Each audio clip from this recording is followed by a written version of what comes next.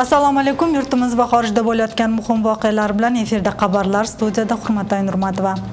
Avval bugungi dasturimizning qisqacha mazmuni bilan tanishib oling.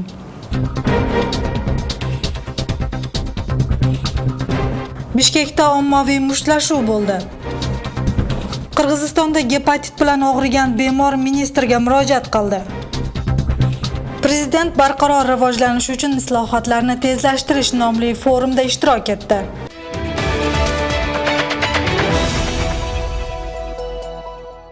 Ijtimoiy tarmoqlarda Bishkekda bir to'da bolalar bilan mushtlashgan video tarqaldi. Dastlabki ma'lumotlarga ko'ra, mushlashuv 19-noyabr kuni kechasi Sharqiy 5 hududida bo'lgan. Videoda 10 ga yaqin bola ko'p qavatli uylarning birini yaqinida mushlashayotganini ko'rish mumkin. Ular hushsiz yotgan bolani bosh va ko'krak qismiga tepkilayotganlari tasvirga tushib qolgan. Bishkek shahar militsiyasining matbuot xizmati mazkur manzildan hech qanday bildiruv tushmaganini aytib, ijtimoiy tarmoqdagi video bo'yicha tekshiruv boshlanganini ma'lum qildi.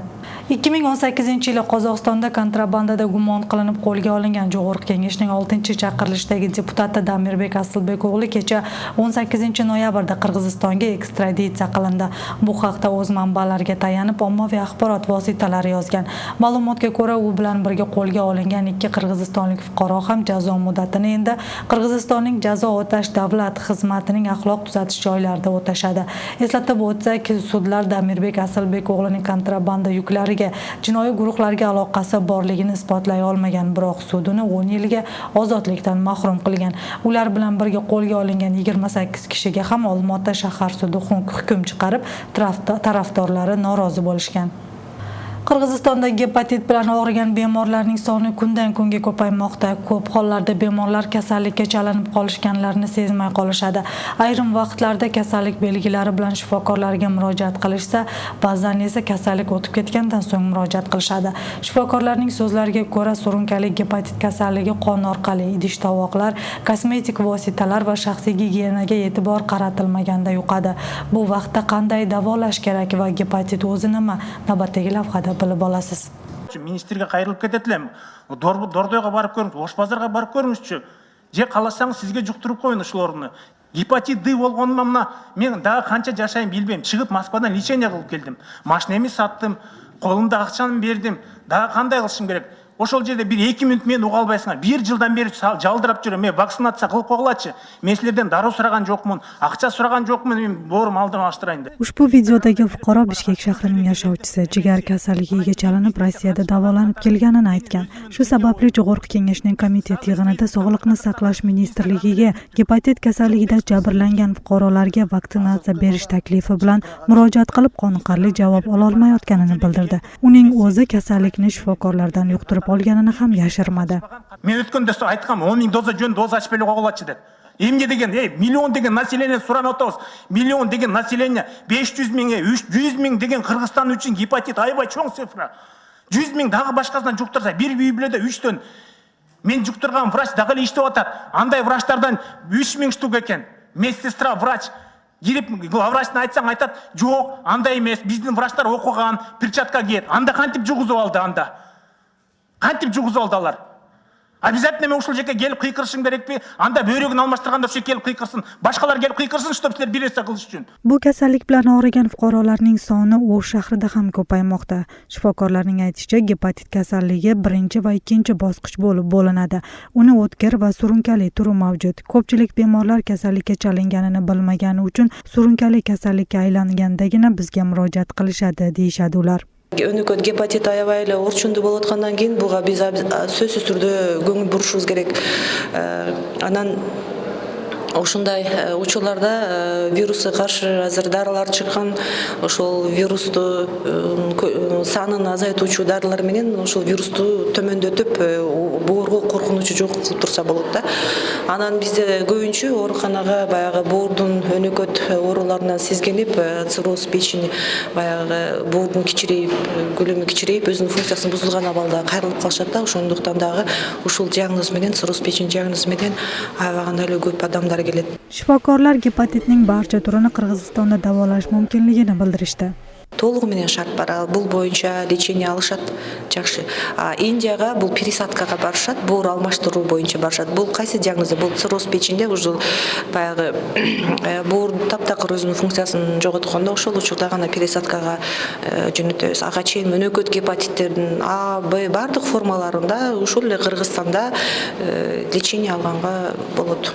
Jigar kasalligi boshlangandagi dastlabki belgilarda odamni ovqatlangisi kelmaydi, tana harorati ko'tarilib, holsizlanadi, bo'g'inlari va o'ng qovurg'ani osti og'irlashib og'riydi. Yallig'lanish jarayoni ko'p davom etganda jigar hujayralari o'lib, biriktiruvchi to'qimalar o'sadi va sirrozga olib keladi.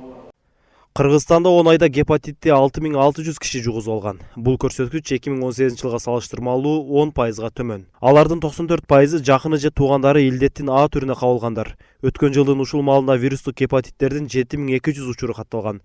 Гепатит артына кабылгандардын көпчүлүгүн 14 жашка чейинки балдар түзөт. Республика боюнча 10 ай аралыгында инфекциялык көзөмөл боюнча 3800 пландуу текшерүүлөр жүргүзүлүп, анын жыйынтыгы боюнча 511 адамга административдик чаралар колдонулуп, 1,5 миллион сомго жакын айып салынды.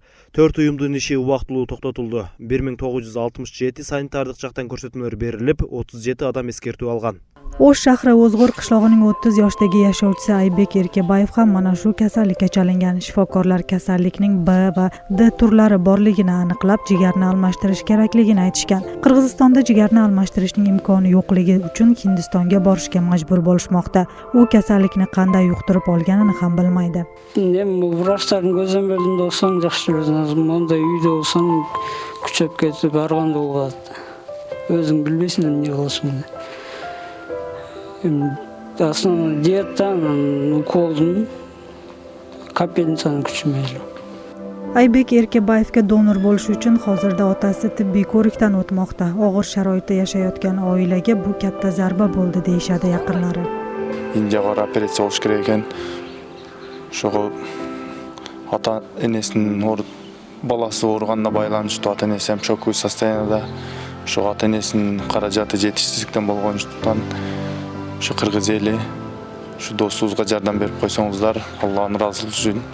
Aybek Erkebayevga yordam berishni istagan fuqarolar quyidagi manzillarga murojaat qilishlari mumkin.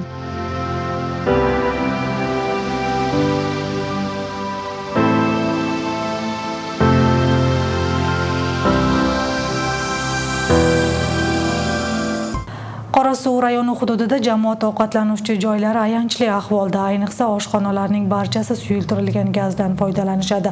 Ma'lum bo'lishicha, suyultirilgan gazda portlash xavfi yuqori bo'ladi.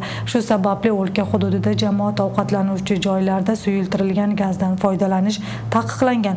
Bugungi reydda tabiiy gazdan yoki elektr energiyasidan foydalanish bo'yicha tushuntirish ishlari olib borildi.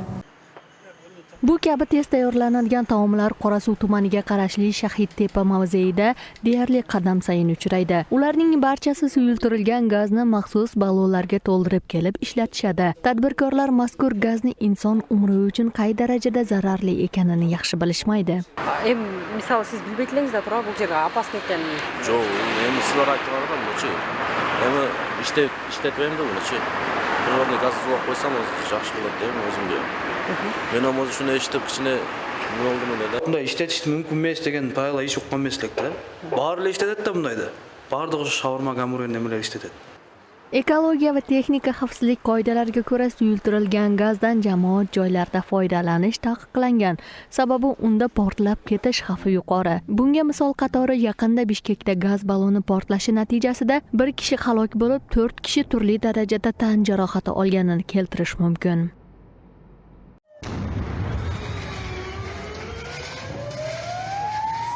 Страшно. Mana shu voqeadan keyin o'lkadagi ekologiya va texnika xavfsizlik xizmati ovqatlanadigan joylarni navbatdan tashqari tekshira boshladi. Tushuntirish ishlari davomida suyultirilgan gaz inson umriga zararlari borasida eslatib o'tildi. Ma'lumotlarga ko'ra, ko'pchilik tabiiy gaz bosimi pastligi sababli suyultirilgan gazdan foydalanishadi.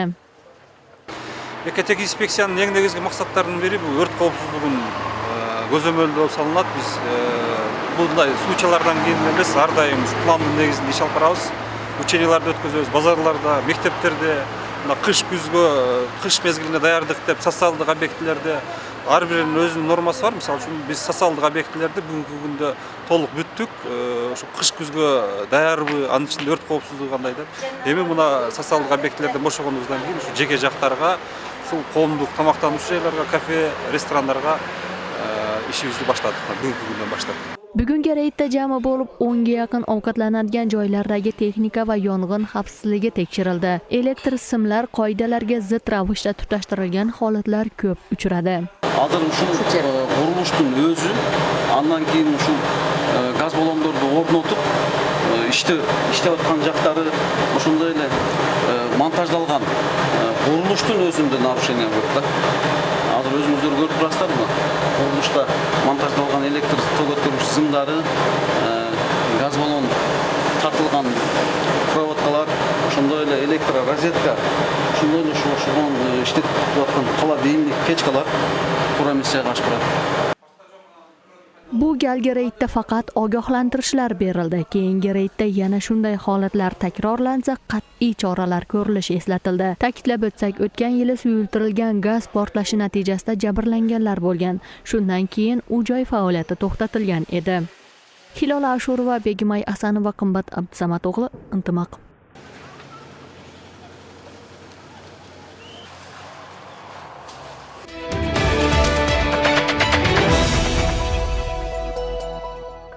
Yil oxirigacha 101 qishloqda ichimlik suvi olib kelinadi. Bu haqda Prezident Sooronbay Jeenbekov bugun 19-noyabrda Bishkekdagi Al-Archa davlat rezidensiyasida hamkor donorlar bilan bo'lgan uchrashuvda bildirdi. Davlat rahbarining so'zlariga ko'ra 2024-yilgacha yana 552 ta qishloqqa toza suv yetkazish masalasi hal qilinadi. Undan 207 ta qishloqni moliyalovchi manbalar aniqlandi, biroq moddiy mablag' bilan ta'minlovchi manbalar aniqlanmagan 345 ta qishloq bor. Ularga ichimlik suvi olib kelish uchun 481 million dollar yoki 34 milliard so'm kerak. Prezident mazkur mablag'ning 450 million dollari donorlar tomonidan berilishini bildirdi. Qirg'izistondagi yana bir muhim masala qishloq shaharlarga sarqindi suvdan tozalash tizimini kiritish. Mazkur masala Issiqko'l atrofida juda muhim. Hozirda 20 shaharda toza suv va sarqindi suvlar bo'yicha ishlar boshlangan. Yana 11 ta shaharda mazkur muammo muhimligicha qolmoqda. Irrigatsiyani rivojlantirish dasturini amalga oshirish juda muhim. Bu dasturni 2026-yilgacha 3 bosqichda bo'lib bajaramiz. Birinchi bosqichga kirgan 17 irrigatsiya obyektlarini quruvchi manbalar aniqlangan. Ikkinchi bosqichga kirgan 14 obyekt investorlar yordami bilan quriladi. Qolgan 3-bosqichdagi 12 loyiha 2026-yilgacha amalga oshiriladi, dedi Prezident Jeenbekov.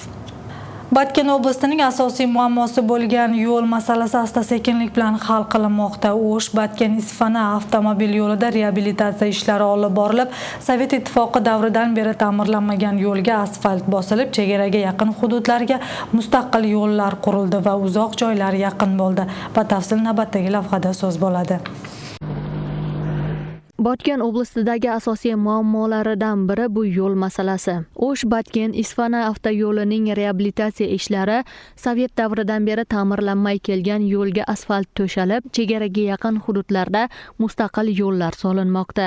Murda mınau Tajikistan bilen chektesh elek, Tajikistan aylanıp şu Tajiklar bilen granitsadan ötüp ketjek. Hazır endi mınau yo'l salınıp, Xudoga şükür жақсы болып қалды. Жақында болып қалды. Алдың 45 минутта жете турган болсо, азыр 10 минутта жетебиз. Биздин документ иштер, ошо акимчилик полный биз эмеге карайбыз, сүлүктүгө карайбыз. Ошол жактан документтерди бүтүрөбүз. Жакын болуп калды, кыйла жакшы болуп калды. Laylak rayonining markazi va Qulundi, Yangiyer, Beshkent qishloq hukumatlarini birlashtirgan yo'l avval Tojikistonni oralab o'tar edi. Davlat chegara hududlarini rivojlantirish dasturi asnosida Suluktuk Ko'lsa deb atalgan yo'l solinib, natijada olis yo'llar yaqinlashdi. Isfana shahridan KPP Qayrag'ash degan yo'ldan 36 chaqirim uzunliqdagi yo'l paketiyalari to'liq bitib asfaltdagi.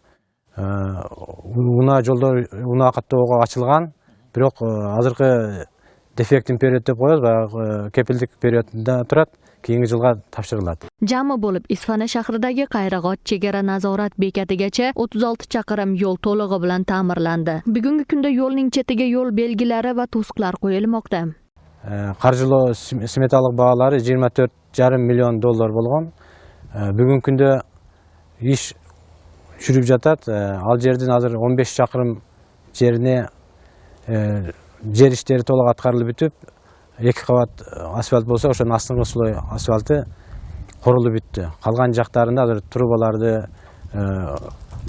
суу кетүүчү арыктарды оңдоп жер иштери аткарылып атат. Markaziy Osiyodagi yo'l qatnovlarini yaxshilash dasturi asnosida O'sh-Botken Isfana yo'lining Botken To'rtgul Qizilbel Botken va Isfana Qayrag'ach qismlaridagi uzunligi 50 chaqirimdan oshiq yo'l to'lig'i bilan ta'mirlandi. Bundan tashqari o'lka rahbari chegara hududlarini rivojlantirish dasturi asnosida Tojikiston bilan cheklash hududdagi Ko'ktosh, Oqsoy Tamdiq va Oqsoy Ravot yo'llarida ham ish qizg'in olib borilmoqda. Hilola Ashurova, Asqar Baymuratov, Jirg'al Abdujalaloğlu, Intimaq Botken. Jalolobod oblasining Bozor Qo'rg'on rayoniga qarashli Afg'ondala qishlog'ida 2 qavatli zamonaviy kasalxona qurilmoqda. Bu vaqtgacha shifokorlar 45 mingga yaqin aholiga avariya holatidagi binoda xizmat ko'rsatishgan. Yangi bino foydalanishga topshirilgunga qadar shifokorlar xavfli binolarning birida bemorlarni ko'rikdan o'tkazib kelishmoqda. Shu sababli yashovchilar kasalxonani tezroq bitirish kerakligini aytishdi. Batafsil muxbirimiz lavhasida. Afg'ondala qishlog'idagi 11-12 son oilaviy shifokorlar guruhining binosi eskirib, devorlari tusha boshlagan. Shunga qaramay, hududdagi 45 mingga yaqin fuqarolar sog'lig'i shu yerda nazorat qilinadi. Tam çöttü olçu, çelek koyup oturçelik. Emi jakşı hazır, tam çötpey kaldı, biri urap kalgan. Urasa da arka, geçse de arka jağın görsöңөр bolot, tirep koyup iştep atabыз. Kuda kalasa, больницабыз, немебиz бүтүп kalsa, zdaniyabız. Жақшынақай зданияда иштейбиз. 1956-yili qurilgan tez yordam va stomatologiya bo'limining binosi umuman foydalanishga yaroqsiz holatga kelib qolgan. Ular qishloqdagi pochta va madaniyat uyida faoliyatini davom ettirmoqda. Xodimlarni yangi bino bilan ta'minlash maqsadida 2 qavatli zamonaviy kasalxona poydevori qurila boshladi. Unda Jo'qorg'i Kengash deputatlari, vitse-premyer ministr va mahalliy hukumat vakillari ishtirok etishdi. Жер төлөөсү менен жакшы bir klinikалык имарат курулганы турат. Бул жерде Ооган Тала айылындагы 11-12 үй бүлөлүк дарыгерлер тобу, ошондой эле тез ыкчам медициналык жардам бөлүмү, ошондой эле 2 кабатында биздин терапия бөлүмү, 23 койкага, ошондой эле 4 койкага төрөт бөлүмү жайгашат. Klinik kasalxona uchun respublika g'aznasidan 87 million 940 ming so'm ajratilgan. Yangi bino 2020-yili foydalanishga berilishi kutilmoqda. Ijtimoiy muassasa qurilishi boshlanib, mablag' yo'qligi sababli to'xtab qolgan holatlar ko'p uchraydi. Kasalxonaga muhtoj mahalliy yashovchilar kasalxona tez orada bitsin deya niyat qilishmoqda. Hozir endi ne desem, qishda bu qor jağsa, boshqa bo'lsa, baldiqcha avariyalik amalda asib qoladi, boshqa bo'ladi, adi Xudoy biladi bir gana. Bizga ertaroq fond ajratib bersa, buni bansa o'ng'ilib olsa, elga yaxshi bo'ladi ele. Mo'g'ul qishloq hukumatining Afg'ondala qishlog'idagi kasalxona foydalanishga topshirilsa, 3 ta qishloq hukumatini 45 mingdan ortiq yashovchilarga xizmat ko'rsatadi. Ta'kidlab o'tsak, Jalolobod oblasida yil boshidan beri 12 ta FAP foydalanishga topshirildi. Oblast hududida bitta oilaviy shifokorlar markazi va 12 ta FAP avariya holatida.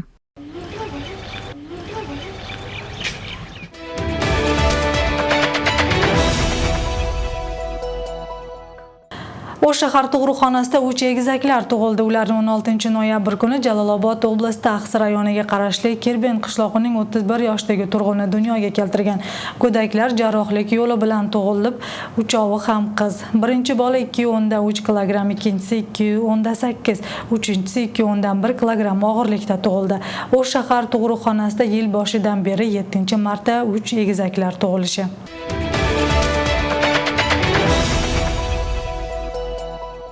Bugun sizlar uchun tayyorlangan xabar va lavhalar mana shulardan iborat. Shu va boshqa xabarlarni bizning intimaq.kj saytimiz orqali ham tanishishingiz mumkin. Tuningiz osuda o'tsin, xayr-omon bo'ling. Ауа райынын демеушісі Elite House qurilish kompaniyasi. Elite House kompaniyasi sizlarga yaxshi ma'no qalaydi.